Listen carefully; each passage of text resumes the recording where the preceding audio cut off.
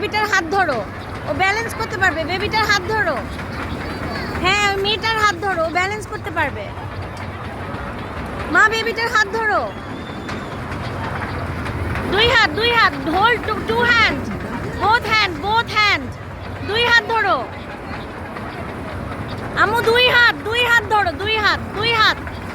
হ্যাঁ এইবার জাম্প করো, 1